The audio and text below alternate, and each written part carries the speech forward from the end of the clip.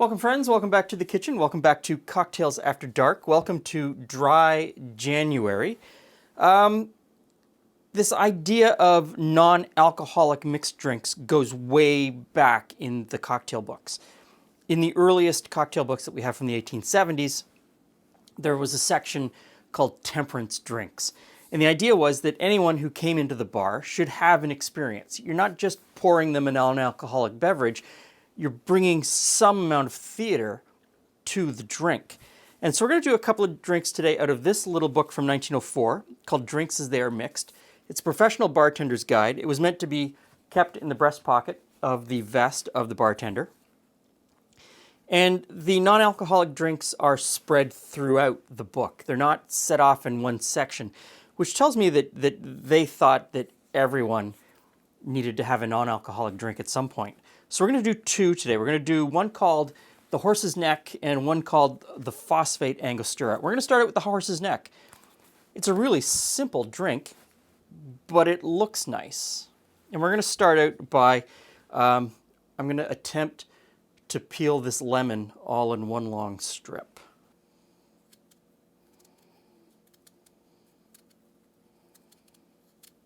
So I guess that's not too bad. Now, we're supposed to put that into the glass, wind it around so that it hangs out, and then fill the glass with ice.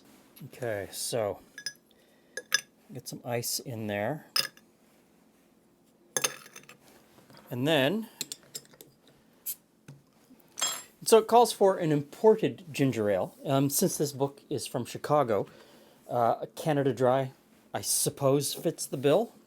And we just pour in the ginger ale. And that's it. The idea is you're just giving your guest something that isn't a plain old ginger ale in a glass. So set that one aside and we'll move on to the next one. This one is kind of interesting to me. It's a phosphate. And so in the 1800s and into the 1950s, you'd go to the pharmacy and you'd get a phosphate drink. And so these were also served at bars. So we've got a half a teaspoon of acid phosphate, which is, just like it sounds, a weakened form of phosphoric acid. This you can buy. There's one company that still makes it called the Extinct Chemical Company. You can buy it online. I'll try to remember to link to it below. Then Angostura bitters, a teaspoonful of Angostura bitters. And in this time period, there were a lot of cocktails where it was almost a half a glass of these bitters and then watered down with some seltzer. So this is sort of in keeping with what's going on there. Then it asks for lemon syrup. So this is a 1-to-1 simple syrup that I boiled lemon peels in for quite a while to give that lemon taste and flavor. Calls for 3 dashes. No one really knows what 3 dashes are. I'm going to say that's 3 dashes. And then you fill it up with seltzer. And seltzer is sort of an interesting thing.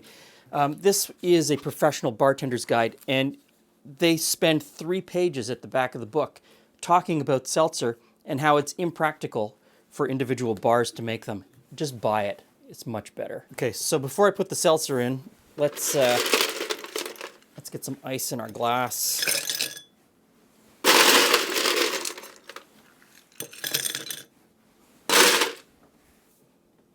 And in we go.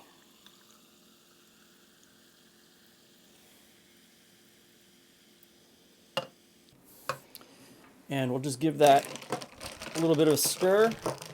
Hey, Glenn. Hey, friends. What have we got going today? Dry January.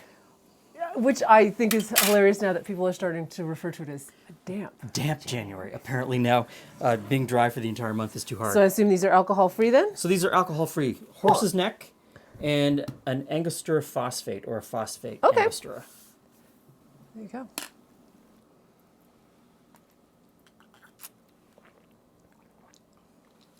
That's pretty good. I mean, I like the lemon right on your nose, right at the beginning. And, I mean, so... I like this is not sickly sweet. Okay. I like that. Let me give it a try. Sorry, I interrupted you there. Oh. That's a lovely lemon. I like that. I like that this too. one. I like this one though. I like that it's not cloyingly sweet. This one isn't either, but So it shouldn't just be about dry January. I know there's lots of situations that you get into in sort of a social aspect where it's kind of expected that you're holding a drink. These kind of make it look like you're holding a drink.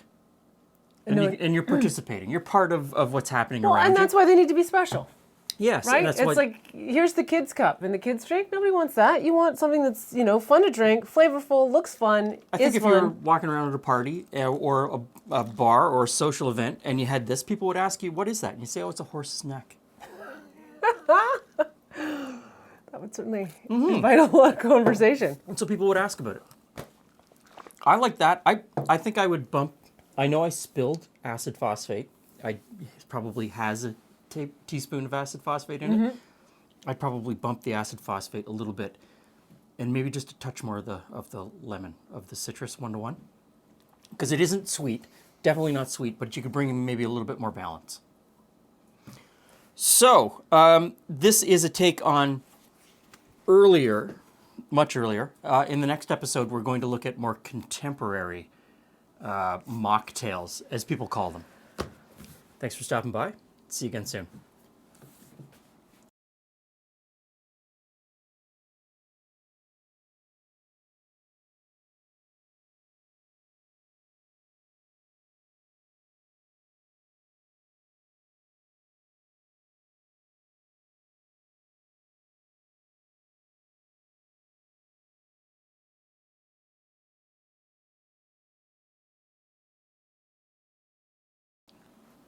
I can drink as many of these as I want today.